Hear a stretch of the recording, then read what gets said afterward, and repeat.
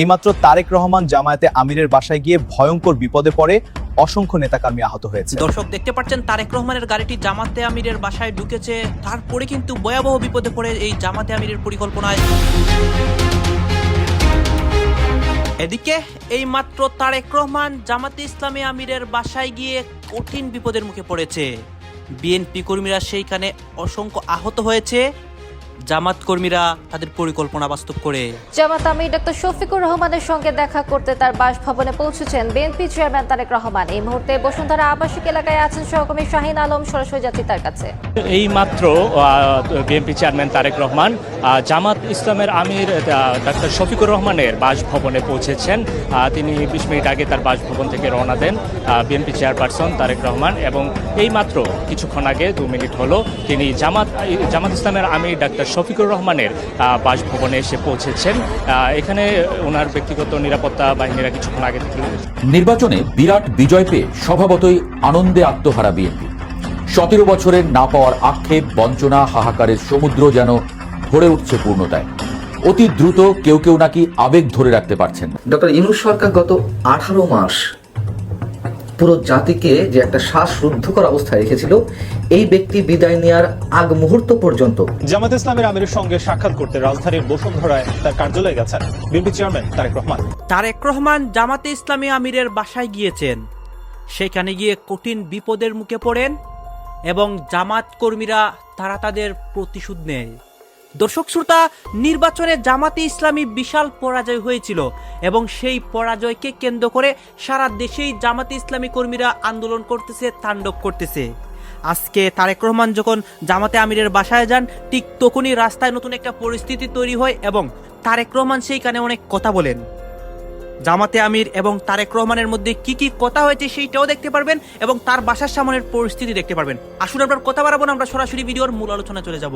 জামাত আমির doctor Shafiqur রহমানের সঙ্গে দেখা করতে তার বাসভবনে পৌঁছেছেন বিএনপি চেয়ারম্যান তারেক রহমান। এই মুহূর্তে বসুন্ধরা আবাসিক এলাকায় আছেন সহকর্মী শাহিন আলম, সরাসরি যাচ্ছি তার কাছে।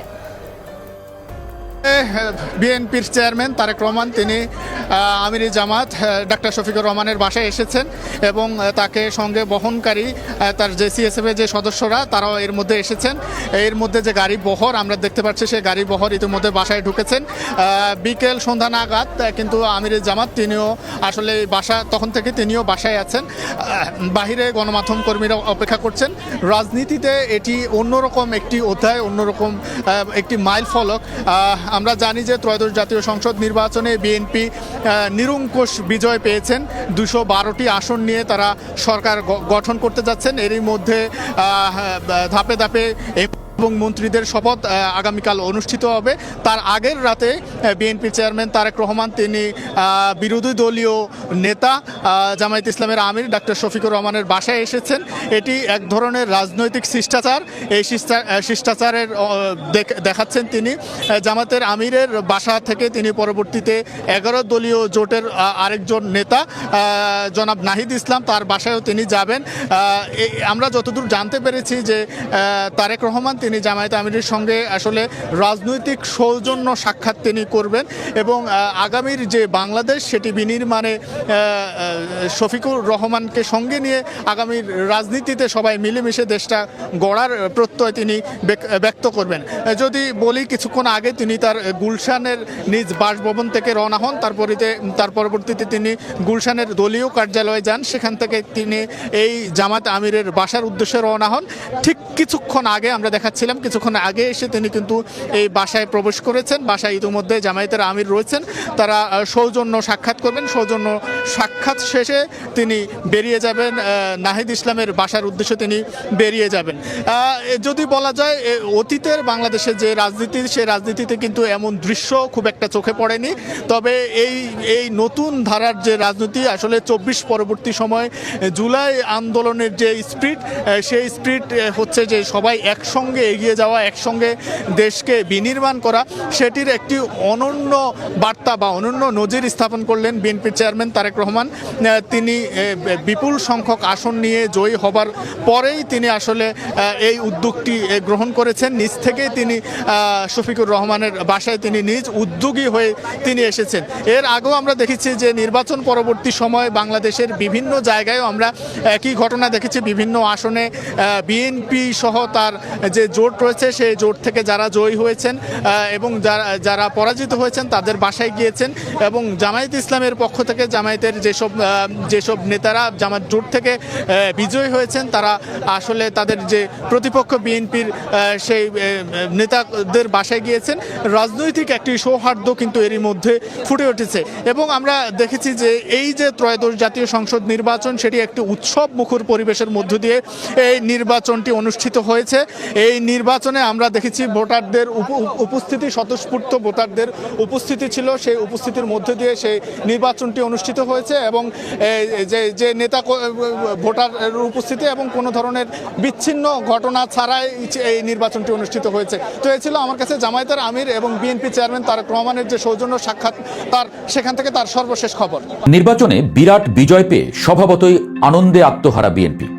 17 বছরের না পাওয়ার আক্ষেপ, বঞ্চনা, হাহাকারের সমুদ্র যেন ভরে উঠছে পূর্ণতায়। অতি দ্রুত কেউ কেউ নাকি আবেগ ধরে রাখতে পারছেন না। অভিযোগ আসছে জয়ী প্রার্থীরা হামলে পড়ছে পরাজিত প্রার্থীর ঘাড়ে। আসছে আগুনের খবর, লুটপাট, ভাঙচুর, এমনকি জান নেওয়ার খবরও। এরই মধ্যে জামায়াতের আমির নাহিদ সার্জিসরা বলে দিয়েছেন আবারও রাজপথে নামতে প্রস্তুত। ইতিহাসের সবচেয়ে শান্তিপূর্ণ নির্বাচন অনুষ্ঠানের জন্য এরই মধ্যে ধন্যবাদ পেয়ে গেছেন প্রধান উপদেষ্টা। নির্বাচনের দিন মানুষের প্রাণ যায়নি, হয়নি বড় কোনো সংঘাত, অথচ মানুষ ভেবেছিল রীতিমতো কেয়ামত নেমে আসতে পারত এই নির্বাচনে। সব প্লট প্রস্তুতি ছিল, ধ্বংসের খবর প্রচারের জন্য সব ধরনের প্রস্তুতি রাখা ছিল গণমাধ্যমগুলোতেও। অথচ কি শান্তিপূর্ণ একটা দিন গেল, কিন্তু দিন কাটতে না কাটতেই আসতে থাকে অশান্তি, সংঘর্ষের খবর। জামায়াত অভিযোগ করল তাদের নেতাকর্মীদের উপর রীতিমতো হামলে পড়েছে বিএনপির নেতাকর্মীরা। শুধু তাই নয়, জামায়াতের আমির অভিযোগ করলেন নির্বাচনে কারচুপি, ঘষা মাজা হয়েছে। হুমকি দিলেন যদি এসব অনিয়ম এবং হামলার বিচার বা প্রতিকার না পাওয়া যায় এবং তাদের বাধ্য করা হয়, তবে তারা রাজপথে নামতে বাধ্য হবেন। আমাদেরকে যদি বাধ্য করা হয় তাহলে রাজপথেও আমরা নামব। শুধু জামায়াতের আমিরই নন, এমন কথা শোনা গেল জামায়াত জোটের অন্যতম দল এনসিপির প্রধান নেতা নাহিদ ইসলাম সার্জিসদের কণ্ঠেও। তারা বললেন বিপ্লবের পর যে আকাঙ্ক্ষা নিয়ে মানুষ রাস্তায় নেমেছিল সেই আকাঙ্ক্ষাকে ধূলিসাৎ হতে দেওয়া হবে না। সার্জিস আলম তো সরাসরি বলে দিলেন যারা বিজয়ী হয়ে নব্য স্বৈরাচার হওয়ার স্বপ্ন দেখছেন তাদের সেই সুযোগ দেয়া হবে না। প্রয়োজনে কাল থেকেই আবার রাজপথ হবে তাদের ঠিকানা। এখন তারা আরেকটা স্বৈরাচার কায়েম করবে, নব্য স্বৈরাচার হবে, কিন্তু আমরা আমাদের জায়গা থেকে স্পষ্ট করে একটা কথা বলতে চাই, প্রয়োজন হলে আমরা কালকে থেকে আবার রাজপথে নামবো। পঞ্চগড়ের গুঞ্জরমারি বাজারে জামায়াত নেতার বাড়িতে হামলার পর সার্জিসের এই রণংদেহী মূর্তি বলে দিচ্ছে পানি অনেক দূর গড়িয়েছে। ছাত্র জনতার অভ্যুত্থানের দুই কারিগর নাহিদ ও সার্জিস এখন স্পষ্টতই বিএনপির বিপরীতে অবস্থান নিচ্ছেন। তাদের অভিযোগ আওয়ামী লীগ যেভাবে ভোট ডাকাতি করত ঠিক সেই কায়দায় কেন্দ্র দখল আর রেজাল্ট শিট ঘষামাজা করে 11 দলীয় জোটের নিশ্চিত বিজয় ছিনিয়ে নেওয়া হয়েছে। বিশেষ করে মাওলানা মামুনুল হক, ঢাকা 8 এবং জামায়াতের সেক্রেটারি জেনারেলের আসনের ফলাফল নিয়ে যে নাটক হয়েছে তা মেনে নিতে পারছেন না তারা। জামায়াতের আমির ডাক্তার শফিকুর রহমান এখন ডাবল স্ট্যান্ডার্ডের প্রশ্ন তুলছেন। তিনি সোজা সাপটা জানতে চেয়েছেন নাসির উদ্দিন পাটোয়ারির ক্ষেত্রে যে আইন, মাওলানা মামুনুল হকের ক্ষেত্রে সেই আইন কেন কাজ করলো না? এক দেশে কি দুই আইন চলবে?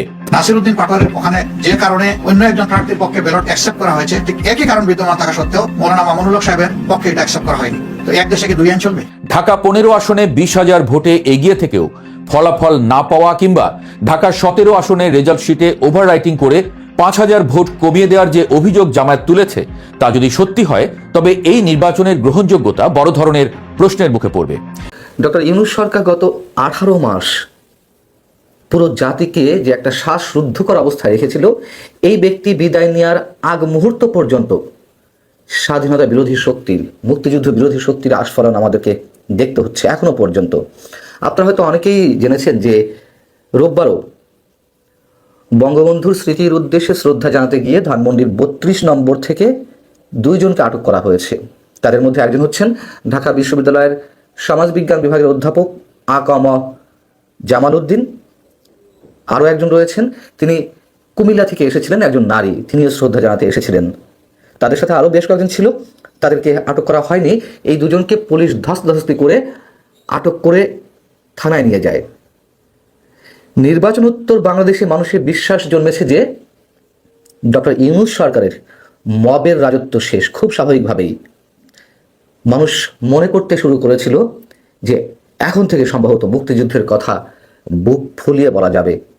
শুধু বিশ্বাস নয়, ঢাকা বিশ্ববিদ্যালয় এলাকায় এরই মধ্যে স্লোগান উঠতে শুরু করেছে, মিছিল হতে শুরু করেছে রাজাকারদের বিরুদ্ধে, আল বদরদের বিরুদ্ধে। গোলাম আজমের ছবি সেখানে রেখে জুতা নিক্ষেপ করা হচ্ছে।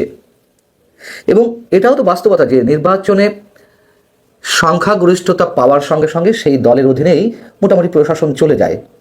বিএনপি সরকার গঠন করতে যাচ্ছে, দুদিনের মধ্যেই মঙ্গলবার তারা শপথ নেবে। এবং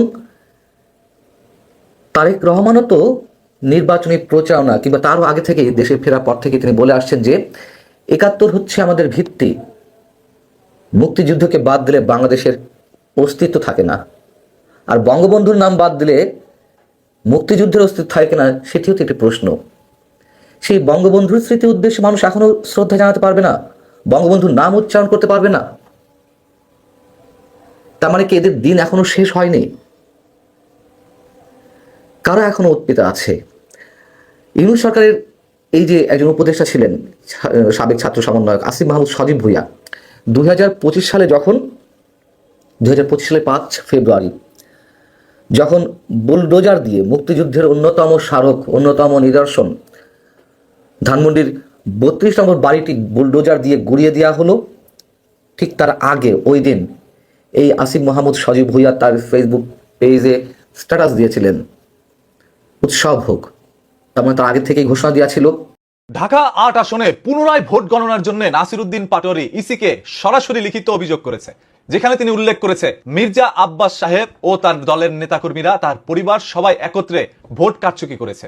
সেই ছাড়া অসংখ্য কেন্দ্রের মধ্যে নাম উল্লেখ করে করে বলেছে ওইখানে মির্জা আব্বাস এর নেতাকর্মীরা সশরীরে ঢুকে তারপর ভোট কারচুপি করেছে। এই ধরনের একটা লিখিত অভিযোগ এই নাসিরউদ্দিন পাটোয়ারী দিয়েছে। ওই ঢাকা ৮ আসনে মির্জা আব্বাস সাহেব ভোট পেয়েছিলেন ৬৯,৩৬৬টি ভোট। অন্যদিকে নাসিরউদ্দিন পাটোয়ারী পেয়েছিল ৫৪,১২৭টি ভোট। মানে খুব অল্প ভোটেই নাসিরউদ্দিন পাটোয়ারী হেরে গিয়েছে বা তাকে হারিয়ে দেওয়া হয়েছে, এরকম অভিযোগ নাসিরউদ্দিন পাটোয়ারী করছেন। এখন মানুষের কিন্তু আর কোনো বিষয় নিয়ে মাথা ব্যথা নাই। নির্বাচনে কোন অঞ্চলে কে হারছে, কে জিতছে, কাকে হারিয়ে দিছে, কাকে জিতিয়ে দিছে, এইগুলো নিয়ে কারো কোনো কথা নাই। সবার কথা ঢাকা ৮ আসন নিয়ে, যে নাসিরউদ্দিন পাটোয়ারী একটার পর একটা আসনে জয়ী হয়ে আসছিলেন, এই ঘোষণাই সবাই পাচ্ছিলেন। এমন পর্যায়ে হঠাৎ করেই কিন্তু নাসিরউদ্দিন পাটোয়ারী হেরে যায়। মানুষ জানতে পারে যে নাসিরউদ্দিন পাটোয়ারী হেরে গেছে। এর আগে ঢাকা ৮ আসনের ভোট গণনা বন্ধ করে রাখা হয়, দীর্ঘ সময় ভোট গণনা বন্ধ করে রাখা হয়। পরবর্তীতে আবার যখন গণনা হয় তখন নাসিরউদ্দিন পাটোয়ারী আর একটা আসনও জিতে না, সব জায়গায় মির্জা আব্বাস সাহেব জিততে থাকে। এইভাবে মির্জা আব্বাস সাহেব জিতে যায়। এখন নাসিরউদ্দিন পাটোয়ারীর দাবি যে মির্জা আব্বাস সাহেব একজন চাঁদাবাজ, তিনি জানতেন এতদিন তিনি মাদকের সম্রাট এবং তিনি সন্ত্রাসদের গডফাদার। তবে এইটা জানতেন না যে এই মির্জা আব্বাস ভোট চুরিও করতে পারে এবং সাথে নাকি তার স্ত্রী, পরিবার সবাইকে একত্রে নিয়ে তারপরে ভোট কারচুপি করেছে। এই ধরনের দাবিগুলো করছিলেন নাসিরউদ্দিন পাটোয়ারী। তার দাবি ইসিকে জানানো হয়েছে, তিনি লিখিত চিঠির মাধ্যমে ইসিকে এই ধরনের অভিযোগ করেছে এবং আরো অনেক বিষয় তিনি উল্লেখ করে দিয়েছেন। কয়টার হুমকি করা হয়েছে সব তিনি উল্লেখ করেছেন। এখন ইসির কাছে নাসিরউদ্দিন পাটোয়ারীর একটা দাবি, যতদিন পর্যন্ত পুনরায় ভোট গণনা না হচ্ছে এবং সেই রেজাল্ট বের না হচ্ছে ততক্ষণ পর্যন্ত ঢাকা ৮ আসন থেকে কেউ যেন শপথ গ্রহণ করতে না পারে, কাউকে যেন এখানে সরকারিভাবে এমপি বানায় দেওয়া না হয়, মন্ত্রী বানায় দেওয়া না হয়। সো যতক্ষণ ভোট আপনারা গণনা না করতে পারবেন ততক্ষণ রেজাল্টও দিতে পারবেন না এই আসনের, কেউ এমপি শপথ দিতে পারবে না। তাহলে আমরা দেখি এখন ভোট গণনা যদি না হয় তাহলে কি মির্জা আব্বাস সাহেব শপথ গ্রহণ করতে পারে কি না, সেটা এখন দেখার বিষয়। অন্যদিকে নাসিরউদ্দিন পাটোয়ারীও কিন্তু হাল ছেড়ে দেওয়ার মতো মানুষ না, তিনি একাই মনে করেন অনেক কিছু দেখাই দিছে। আমরা চাই রাজনীতি হবে এরকম, আপনার প্রতিদ্বন্দ্বী প্রার্থী থাকতে পারে, তবে আপনারা মিলেমিশেই নির্বাচন করবেন। এখন আপনারা যদি একে অপরকে অনেক বড় কোনো শত্রু ভেবে নির্বাচন করেন তাহলে তো রাজনৈতিক জিনিসটা অন্যরকম হয়ে গেল, যেন হিরো আর ভিলেন, যে পাস করছে সে হিরো হয়ে গেছে, যে ফেল করছে সে ভিলেন হয়ে গেছে। বিষয়টা এখন এরকম দাঁড়াচ্ছে। আমরা এই ধরনের রাজনীতি চাই না, আমরা একটি সুষ্ঠু রাজনীতি চাই যেখানে একে অপরের পাশে থাকবেন, দুইজনই ভালো কাজ করবেন, জনগণ আপনাদের দুইজনকে দেখে যে কোনো একজনকে সিলেক্ট করে নিবে ভোট দিয়ে। আর ভোট কারচুপি এই দেশ থেকে কোনো দিন যাবে না। যে এই দেশের সরকার হয়ে আসবে তারা ওই সেম সিস্টেমেই আসতে হবে। আপনারা সিস্টেমেটিক যদি চেঞ্জ করতে যান তাহলে আপনারাই চেঞ্জ হয়ে যাবেন। মানে অতীতে যারা সিস্টেম পরিবর্তন করতে গেছে সিস্টেমই তাদেরকে পরিবর্তন করে ফেলছে। এটা সেই দেশ যে দেশে আপনি যদি জনগণের জন্য কোনো কাজ করেন এই জনগণই আপনার পিছন মারবে। এটা একদম খাতা কলমে লিখা রাখেন। আজকে আমি সত্য কথা বলছি, আপনাদের সামনে কথা বলি 2-4টা, এই জন্য জনগণ সাপোর্ট দিচ্ছে। আগামীকাল আবার এই জনগণই আমার বিরুদ্ধে গিয়ে কথা বলবে। আজকে একজন দর্শক আপনারা তো দেখলেন এখানে কি কথা হচ্ছে, অনেকে কিন্তু অনেক কথা বলতেছে। বিশেষ করে আমরা এখানে দেখতে পাচ্ছি যে জামাতে ইসলামী আমিরের বাসায় তারেক রহমান যখন যান সেইটার বর্তমান পরিস্থিতি এবং দেশের রাজনৈতিক প্রেক্ষাপটেও যে অনেক ঘটনা করতেছে দেশের নির্বাচনকে কেন্দ্র করে বা নির্বাচনের ফলাফলকে নিয়ে বা বিএনপি বিজয়ী হওয়ার পরে সেই সব অনেক কিছু দেখেছি। দর্শক শ্রোতা এই বিষয়গুলো দেখে এবং দেশের রাজনৈতিক প্রেক্ষাপটগুলো নিয়ে আপনাদের মন্তব্য কি? আপনাদের মন্তব্যটা অবশ্যই আপনারা আমাদের কমেন্ট বক্সে লিখে যাবেন। আর হ্যাঁ, তখন আপনাদেরকে আমরা যা কিছু দেখিয়েছি সব কিছু আমরা সোশ্যাল মিডিয়া থেকে সংগ্রহ করেছি, কেন আমাদের নিজস্ব কোনো মন্তব্য নেই বা আমাদের নিজস্ব কোনো সিদ্ধান্ত নেই। সর্বশেষ আপনাদের কাছে আমাদের রিকোয়েস্ট থাকবে আপনারা আমাদের চ্যানেলে নতুন দর্শক হয়ে থাকলে চ্যানেলটি সাবস্ক্রাইব করবেন এবং পাশে থাকা বেল বাটনটি বাজাবেন যাতে করে নেক্সট ভিডিওটা সবার আগে আপনাদের কাছে পৌঁছে যায়। ধন্যবাদ।